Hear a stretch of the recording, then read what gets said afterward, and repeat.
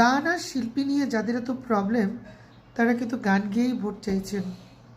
আর কর্মজীবী বেসানারি নারী দিয়েই এখন ভোট চাইতে হচ্ছে। নারী দিয়ে ক্যাম্পাস বানাচ্ছেন, নারীকেই ফ্রন্টে শো করছেন যাতে ভোট আসে।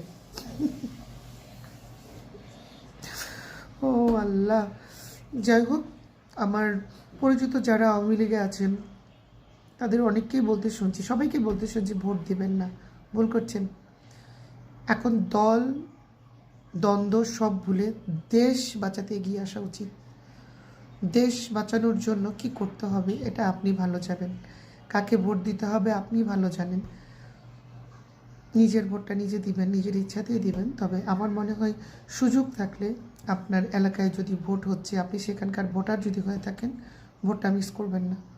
কারণ আপনার একটা ভোটের জন্য দেশটা বেঁচে যেতে পারে, নয়তো দেশ বিক্রি করে দেবে কেউ।